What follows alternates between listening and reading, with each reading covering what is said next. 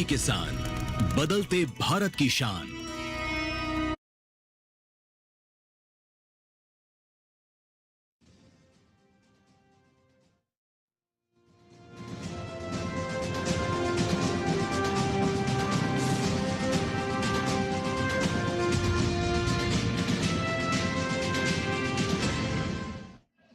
नमस्कार, किसान समाचार में आप सभी दर्शकों का स्वागत है। मैं हूं साइमा खान। नजर डाल लेते हैं सबसे पहले हेडलाइंस पर।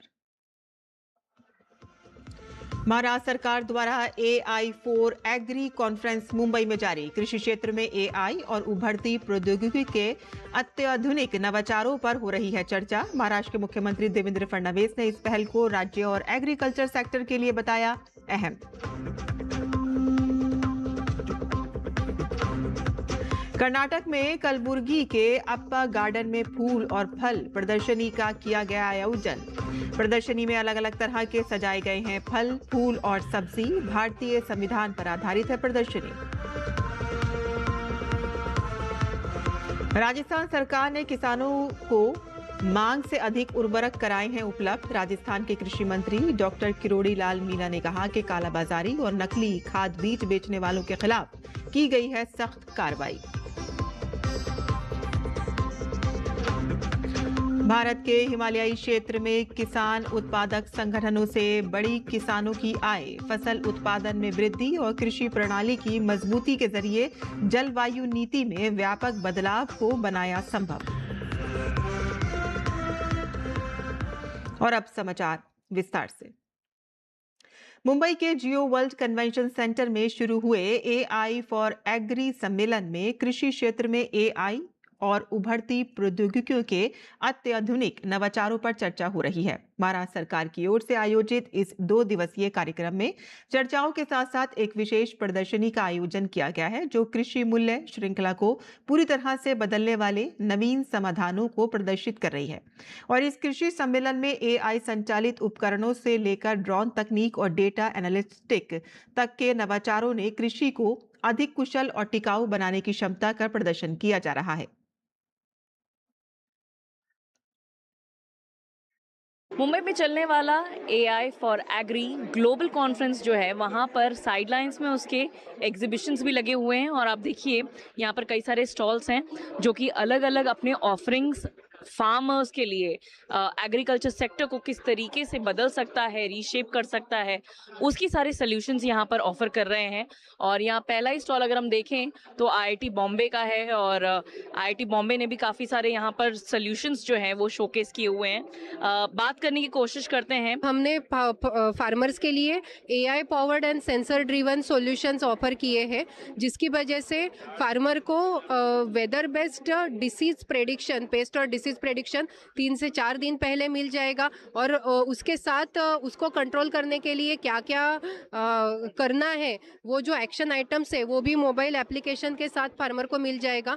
उसके साथ साथ इमेज बेस्ड पेस्ट और डिसीज प्रेडिक्शन है, and real time soil and real time weather based condition monitoring के ऊपर कितना इरिगेशन का पानी देना है, कब इरिगेशन कट करना है, फर्टिलाइजर्स कब अपने अप्लाई करने हैं, कितने इसमें देने हैं, वो चीज़ें हैं। महाविस्तार जो ऐप है या जो पूरी तरीके से ये प्रोसेस है वो ला रहे हैं, उसमें भी IIT बॉम्बे का एक बड़ा हाथ रहा है, वो थोड़ा बताइए। हमने महाविस्तार AI में ये जो AI कंपोनेंट है image based paste and disease detection का, वो इंटीग्रेट किया हुआ है 18 क्रॉप्स के लिए, और जो 100 से ज़्यादा पेस्ट और डिसीजेस कैप्चर कर सकता है, और with in a second farmer को, किसान भाइयों को बता सकता है कि कौन सा पेस्ट है, कौन सा डिसीज है। यहाँ पर IIT बॉम्बे की ओर से जो TIH फाउंडेशन है वो कर रहा है, और साथ ही कई सारे यहाँ पर एग्जीबिशन स्टॉल्स हैं जो अपने तरीके से एक न्यू यूनिक कॉन्सेप्ट्स लेके आया हुआ है, फार्मर्स तक पहुँचा रहा है, ताकि भारत की जो फार्मिंग सिनेरियो है वो बदल सके, वो अपग्रेड हो सके। कैमरा पर्सन आदित्य कसारे के साथ श्यामा मिश्रा, DD न्यूज़, मुंबई। और एआई फॉर एग्री कॉन्फ्रेंस में बोलते हुए महाराष्ट्र के मुख्यमंत्री देवेंद्र फडणवीस ने इस पहल को राज्य और एग्रीकल्चर सेक्टर के लिए एक अहम पहल बताया। उन्होंने कहा कि महाराष्ट्र देश का पहला राज्य है जिसने बड़े पैमाने पर आर्टिफिशियल इंटेलिजेंस को इंटीग्रेट करते हुए एक कॉम्प्रिहेंसिव एग्रीकल्चर पॉलिसी लॉन्च की है। मुख्यमंत्री ने इस बात पर जोर दिया कि टेक्नोलॉजी हर एक किसान तक पहुंचनी चाहिए।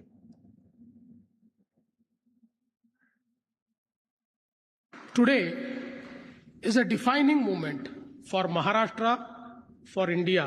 Under the visionary leadership of our Honorable Prime Minister, we became the first state in India to launch a comprehensive AI in agriculture policy, created the Mahakrishi AI and Agritech Innovation Center to convert this vision into action. Our message was simple: technology must reach every single farmer. मुख्यमंत्री ने कहा कि हमने हर किसान के digital साथी के रूप में महाविस्तार बनाया है और इस आवाज पर आधारित तकनीक के जरिए किसान अपनी स्वयं के बोली में बोल सकते हैं। पहली बार इस तकनीक से आदिवासी किसान अपनी मातृभाषा में सलाह प्राप्त कर सकेंगे। We built Mahavistar, a digital companion for every farmer. It gives personalized advisories. So we built voice-based access. Farmers can call, speak in their own dialect. We integrate the Bhili tribal language into Mahavistar. For the first time, tribal farmers will receive advisories in their own mother tongue. We are not keeping this to ourselves. We will share public research freely with every state that wants it. And we will build solutions not just for Maharashtra, but for the entire global South. Gurugram में आयोजित सरस आजीविका मेला 2026 रंग, स्वाद और परंपरा का जीवंत उत्सव बन गया है, जहां विभिन्न राज्यों से आए कारीगर अपने हुनर का प्रदर्शन कर रहे हैं। पश्चिम बंगाल से आई लखपति दीदी ज्योत्सना भी मेले में अपनी कला का प्रदर्शन कर रही हैं।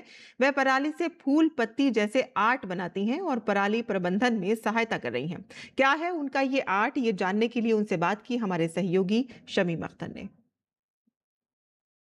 हर साल धान की कटाई के बाद पराली का प्रबंधन एक चैलेंज बन जाता है। सरकार इसके समाधान पर ध्यान दे रही है, तो वैसी एक समाधान मैं आपको बताने जा रहा हूं, जिसके बारे में हमारी यहाँ की लखपति दीदी हैं इस सरस आजीविका मेला 2026 के गुरुग्राम में। वो बता रही हैं कि उस पराली से वो क्या क्या चीज़ें बनाती हैं। जो पराली लोग जला देती है, उस पराली को मैं 3 महीने प्रोसेस करने के बाद ये नए नए तस्वीर, आपका जो पसंद, कोई फिगर, कोई सीनरी, जिसी को जो भी बनाना है वो हमको देती है, तो मैं बनवा देती हूँ। ये फ्रेम आपका 20-30 इयर्स तक रहता है।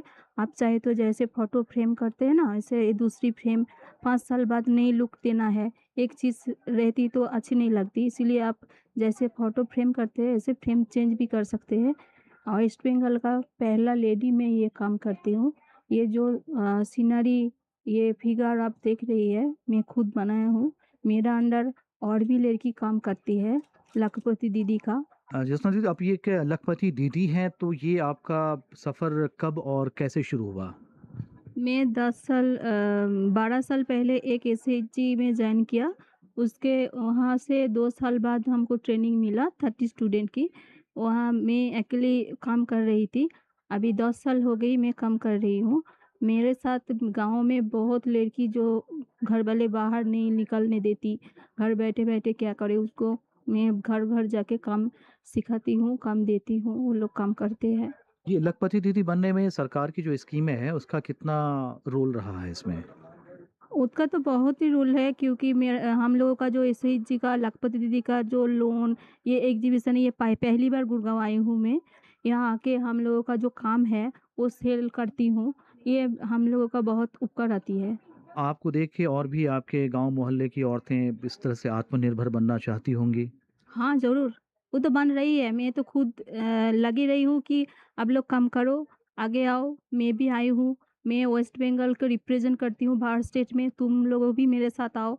अब महीने भर कमा लेगी तो घर वाले भी छोड़ेगी ना, पहले कमाना चाहिए उसके बाद छोड़ेगी। तो है वो सब भी एसएचजी में है, लखपति दीदी में है। महीने कमा लेती, साल में आती तो लखपति दीदी तो बन ही गई ना। ये तो घर वालों के लिए बहुत हेल्प हो रही है, मेरे भी घर वालों को बहुत हेल्प हो रही है। ये काम ज़्यादा बढ़ जाती है तो घर वालों भी हेल्प करती है काम के हिसाब से। जब बहुत ज़रूरी पड़ता है कि अकेले नहीं हो रही है, 15-16 लड़की के साथ भी नहीं हो रही है, तो घर वालों भी साथ देती है, ये हेल्प करती है। आपके घर वालों का कितना सपोर्ट रहा आपके इस लखपति दीदी बनने में? हाँ, बहुत सफल रहा। मेरा अचीवमेंट बहुत ज़्यादा हुआ। मैं घर, गाड़ी सब कुछ कर लिया। हाँ, ये इस काम करने के बाद अभी भी बहुत शौक है। एक स्कूल में किया था, बनवाया था, वो अभी नहीं रही, लेकिन मेरा इच्छा है स्कूल बनवाऊँ। हर तरीके की काम हो जाए, सब भी लखपति दीदी बन जाए। ये थी लखपति दीदी ज्योत्सना संतरा, जो हमें बता रही थी कि इस सेल्फ हेल्प ग्रुप से जुड़कर उन्हें कितना लाभ प्राप्त हुआ है, उनकी फैमिली अच्छी हो गई है और वो अपनी दूसरी जो अपने गांव देहात की महिलाएं हैं उनको भी इंस्पायर कर रही हैं इसमें आने के लिए। कैमरा पर्सन श्रीनिवास के साथ किसान समाचार के लिए मैं शमीम अख्तर, सरस आजीविका मेला, गुरुग्राम, हरियाणा।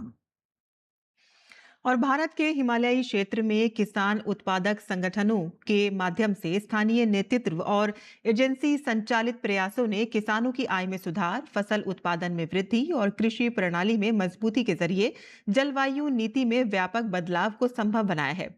भारतीय प्रबंधन संस्थान IIM लखनऊ के एक अध्ययन में ये बात सामने आई और इस अध्ययन के निष्कर्ष प्रतिष्ठित जर्नल ऑफ रूरल स्टडीज में प्रकाशित हुए हैं। Indian institute of management Lucknow के एसोसिएट प्रोफेसर कुशांकुर डे ने बताया है कि हमने हिमालयी क्षेत्र में स्थानीय जलवायु जोखिमों से उत्पन्न संवेदनशीलता को समझने और उसका मूल्यांकन करने के लिए मिश्रित पद्धति शोध दृष्टिकोण को अपनाया और इसके तहत हमने किसान संगठनों की शासन क्षमताओं को ये आंकने के लिए मापा कि ये योजनाबद्ध या तात्कालिक अनुकूलन कार्रवाई को जलवायु स्मार्ट तकनीक और प्रथाओं के माध्यम से कैसे मूल्यांकित और निष्पादित करते हैं। डे ने कहा कि निष्कर्षों से पता चला है कि किसान उत्पादक संगठन अपने सदस्यों की ओर से सामूहिक रूप से कार्य करते हुए ऐसे जलवायु हस्तक्षेप के लिए जिन्होंने किसानों की आय बढ़ाई, स्थानीय कृषि प्रणालियों और उनके लचीलेपन को मजबूत किया, फसल उत्पादन में सुधार किया, सहयोग बढ़ाया, जानकारी साझा करने को बढ़ाया।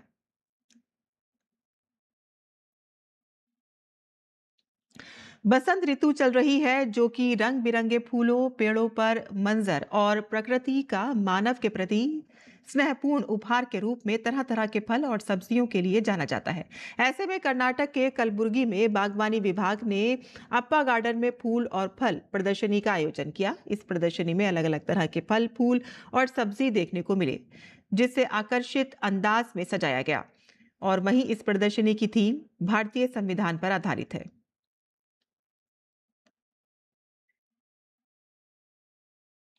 हरियाणा कृषि विश्वविद्यालय में स्थापित एग्री बिजनेस इंक्यूबेशन सेंटर एबिक ने कृषि और उससे जुड़े क्षेत्रों में नवाचार, उद्यमिता और व्यवसाय को बढ़ावा देने के लिए 4 स्टार्टअप्स के साथ समझौते किए। एबिक द्वारा कृषि मंत्रालय के माध्यम से 4 चयनित स्टार्टअप को 62 लाख रुपए की अनुदान राशि भी स्वीकृति की गई है। और हरियाणा कृषि विश्वविद्यालय कृषि में नवाचार और उद्यमिता को बढ़ावा देने के लिए लगातार प्रयासरत है।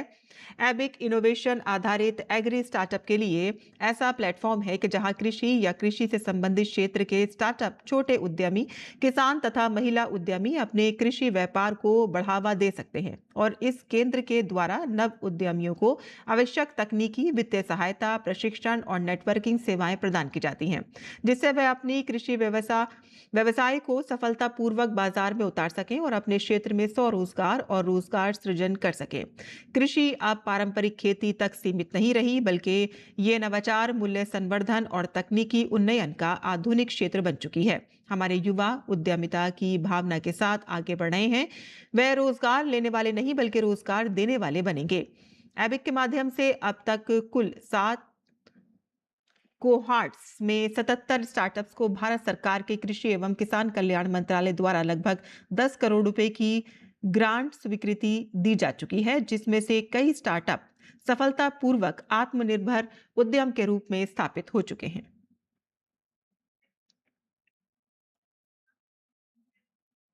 उत्तर प्रदेश में मथुरा के बरसाना में होली की तैयारियां जोरों शोर से जारी हैं। प्रशासन ने सुरक्षा, सफाई और यातायात व्यवस्था को पुख्ता करते हुए श्रद्धालुओं के लिए एक सुरक्षित और खुशहाल उत्सव सुनिश्चित किया है।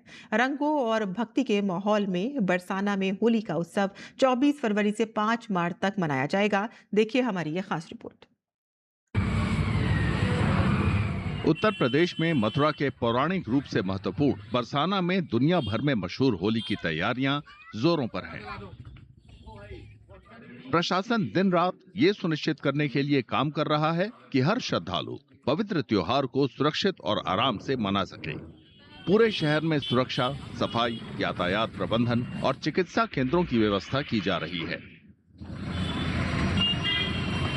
हमारे अतिथि लोग आते हैं, उन्हें किसी प्रकार की असुविधा, चाहे वो ट्रैफिक को लेकर के हो, चाहे आश्रमों में या होटलों में रहने को लेकर के हो, वो सारे छोटे छोटे चीज को चेक पॉइंट बना करके पिछले 1 महीने से हम लोग लगातार तैयारी कर रहे हैं। राधा रानी मंदिर की ओर जाने वाले रास्तों को खास तौर से रंगा और सजाया गया है। इसके साथ ही एक रंगीन उत्सव का माहौल बनना शुरू हो गया है। भक्तों ने व्यवस्थाओं की तारीफ की। वे सफाई, दूसरी सुविधाओं और पूरे माहौल में छाई भक्ति भावना से गदगद थे। बहुत बढ़िया व्यवस्था है, बहुत अच्छा खाने पीने की बढ़िया व्यवस्था है, अच्छा सब कुछ, गौशाला, साफ सफाई सब बढ़िया, बहुत अच्छा है। राधे राधे भैया। पेंटिंग भी बहुत अच्छी है, बढ़िया, ग्वालियर में सब कुछ अच्छा है। यहाँ पे बहुत अच्छी साफ सफाई है, यहाँ देखकर लग रहा है कि भगवान स्वयं आए यहाँ पे होली खेलने। बहुत अच्छी व्यवस्था है यहाँ पे।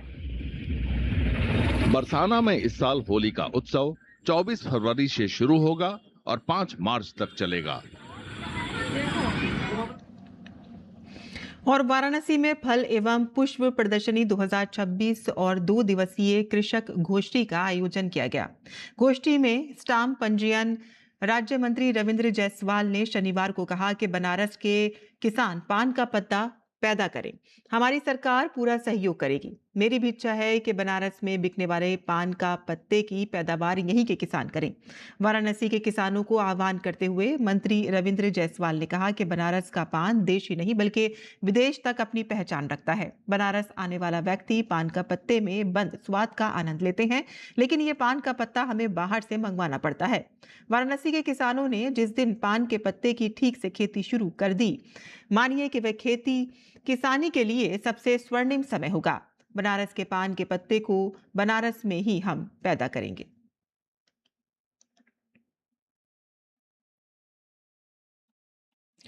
प्रधानमंत्री नरेंद्र मोदी ने मन की बात के 131वें एपिसोड में देश को संबोधित किया और इस दौरान मध्य प्रदेश में अलग अलग जगहों पर लोगों ने मन की बात कार्यक्रम को सुना। मन की बात कार्यक्रम को लेकर मध्य प्रदेश के मुख्यमंत्री डॉक्टर मोहन यादव से खास बातचीत की डीडी न्यूज के संवाददाता श्रेयस द्विवेदी ने। मन की बात कार्यक्रम था। प्रधानमंत्री जी ने बहुत सारी बातों पर अपने विचार रखे। सबसे प्रेरणादायी जो विचार थे, उनकी बात थी। आपको क्या लगता है कि सबसे प्रेरणादायी बात क्या रही? देखिए, यशस्वी प्रधानमंत्री जब बोलते हैं और ख़ास करके मन की बात में अपने विषय लाते हैं, वो ऐसा लगता है कि प्रत्येक बात का अपना अत्यंत महत्व है, उसका आनंद भी है। हमने उनके एक तालाब के अंदर किसान ने विविधता के साथ अपनी फसल का उत्पादन करते हुए जो मॉडल बताया, उसकी बात भी देखी। एक नवजात बच्चे के बाद उसके एक तरह से 1 साल से भी कम आयु के बच्चे के ऑर्गन डोनेट करने का केरल का जो उदाहरण है, वो कई लोगों को प्रेरणा देने वाला भी है।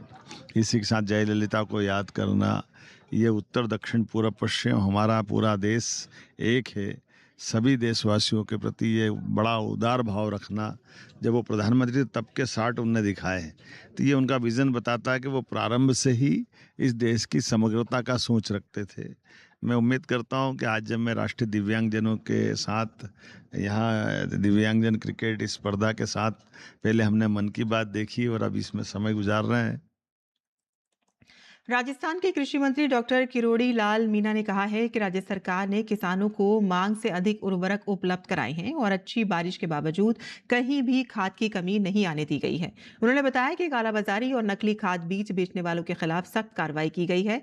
कृषि मंत्री ने बताया कि वर्ष 2024-25 में यूरिया की 26.20 लाख मीट्रिक टन मांग के मुकाबले में 29.29 लाख मीट्रिक टन उपलब्ध कराया गया। डीएपी की 8.50 लाख मीट्रिक टन मांग के मुकाबले में 7.80 लाख मीट्रिक टन उपलब्ध हुआ। तो वहीं वर्ष 2025-26 में 25.52 लाख मीट्रिक टन यूरिया की मांग के विरुद्ध 29.06 लाख मीट्रिक टन उपलब्ध कराया गया। डीएपी की 8.43 लाख मीट्रिक टन मांग के मुकाबले में 8.45 लाख मीट्रिक टन उपलब्ध हुआ है। उन्होंने कहा है कि लंबे मानसून के कारण बुआई का रकबा बढ़ा और अतिरिक्त फसल बोने से खाद की मांग बढ़ी। और अब बात कर लेते हैं मौसमी खेती की। किसान इस मौसम में कैसे रखें अपनी खेती का ख्याल, आइए देखते हैं। नमस्कार, आप देख रहे हैं डीडी किसान। मैं हूं एआई कृष और आज हम भारत के विभिन्न राज्यों में होने वाली खेती किसानी से संबंधित सलाहों के बारे में पूरी जानकारी देंगे। तटीय कर्नाटक में नारियल और सुपारी की तुड़ाई करें। कर्नाटक के पहाड़ी क्षेत्र में पूरी तरह से तैयार हो चुकी काली मिर्च के गुच्छे की तुड़ाई करें। कर्नाटक में अरहर की कटाई पूरी करें, साथ ही अगेते चने की कटाई करते रहें। यहाँ के उत्तरी शुष्क क्षेत्र में रबी में बोई गई फसलों की कटाई करें। ये समय कुसुम, रबी ज्वार, चने और अन्य फसलों की कटाई का है। कटाई के बाद फसलों को धूप में सुखाकर गहाई करें। कपास और मिर्च की तुड़ाई करते रहें। केरल में फरवरी और मार्च के महीने में काली मिर्च की नर्सरी तैयार कर सकते हैं। सिंचित अदरक की रोपाई के लिए फरवरी का महीना सबसे सही है। केरल में सूखे मौसम को देखते हुए केले और नारियल के बागानों में पर्याप्त सिंचाई सुनिश्चित करें। तमिलनाडु के किसान मिट्टी में मौजूद आदर्श नमी को देखते हुए साफ मौसम के दौरान धान की कटाई करें। यहाँ धान की कटाई के बाद दलहनी फसलों की बुवाई कर सकते हैं। ऐसे में उड़द और मूंग की बुवाई करना उचित रहेगा। तमिलनाडु में केले के पौधों की रोपाई करने के लिए सही समय है। इतना ही नहीं, तमिलनाडु में इन दिनों कपास की बुवाई भी की जा सकती है। ओडिशा में अच्छे से तैयार खेतों में धान की रोपाई करें। धान की नर्सरी और मुख्य खेतों में उपयुक्त जल स्तर बनाए रखें। सरसों की कटाई अधिकतर फलियां पीली पड़ने और बीज सख्त होने के बाद करें। तैयार तिलहनी और दलहनी फसलों में गैर जरूरी सिंचाई से बचें। फूल आने और फल बनने के दौरान फलों के पेड़ों और सब्जियों की फसलों में सिंचाई करें। इसी तरह कृषि और किसानों से जुड़ी हर महत्वपूर्ण जानकारी के लिए हमारे साथ जुड़े रहिए और देखते रहिए डीडी किसान। धन्यवाद।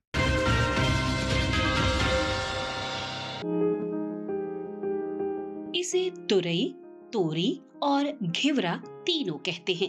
इसकी खेती लगभग पूरे भारत में की जाती है। दूसरे बेल वाली सब्जियों की तरह ही इसे भी साल में 2 बार बोया जाता है। पहले फरवरी मार्च में और फिर जून जुलाई में। यानी अभी तोरी बोने का एकदम सही समय चल रहा है। तोरे की बुवाई करते समय कुछ सावधानियां बरतें। उन्नत किस्म का बीज चुनना बेहतर रहेगा। भारतीय कृषि अनुसंधान संस्थान ने 2 किस्में विकसित की हैं, पूसा स्नेह और पूसा नूतन। पूसा स्नेह उत्तरी मैदानी क्षेत्रों के लिए उपयुक्त है। इसका फल चिकना, सीधा और दरमियानी लंबाई का होता है।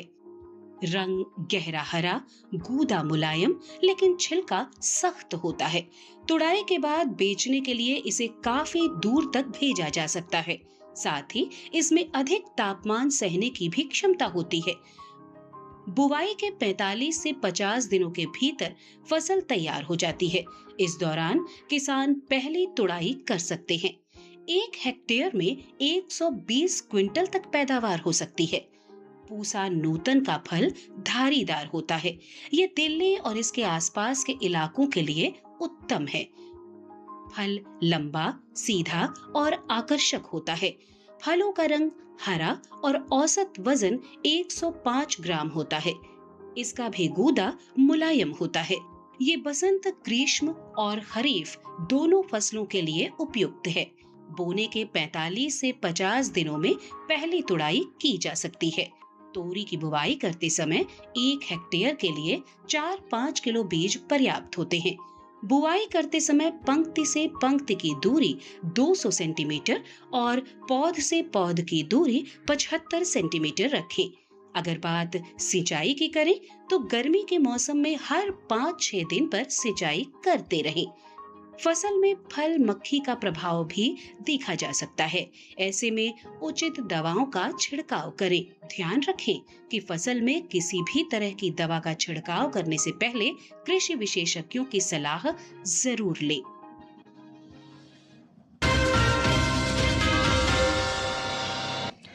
और खेती किसानी के साथ साथ आइए नजर डाल लेते हैं कुछ और महत्वपूर्ण खबरों पर। खास खबर में राष्ट्रपति द्रौपदी मुर्मू ने राष्ट्रपति भवन कल्चर सेंटर में लगी चक्रवर्ती राजगोपालाचारी प्रदर्शनी का अवलोकन किया और इस मौके पर उपराष्ट्रपति, केंद्रीय शिक्षा मंत्री धर्मेंद्र प्रधान, गजेंद्र सिंह शेखावत, अर्जुन राम मेघवाल के अलावा एल मुरुगन उपस्थित थे। प्रधानमंत्री नरेंद्र मोदी ने दिल्ली में सफलतापूर्वक आयोजित हुए एआई समिट पर एक सुभाषित साझा किया। उन्होंने लिखा कि दिल्ली में हुए ऐतिहासिक एआई समिट में पूरी दुनिया ने भारत के सामर्थ्य की जमकर सराहना की है। कर्नाटक के कुसुगल रोड पर स्थित एक इलेक्ट्रॉनिक्स गोदाम में शॉर्ट सर्किट के कारण आग लग गई। ट्रिनिटी मार्केटिंग और जेडॉक एंटरप्राइजेस के गोदाम में लगी आग से करोड़ों रुपए का नुकसान हो गया। बंगाल में चल रहे एसआईआर के तहत मतदाता सूची में दावों और आपत्तियों की न्यायिक जांच आज से शुरू हो गई है। सुप्रीम कोर्ट के निर्देश पर 294 विधानसभा क्षेत्रों में 197 केंद्रों पर जिला जज और अतिरिक्त जिला जज सुनवाई करेंगे।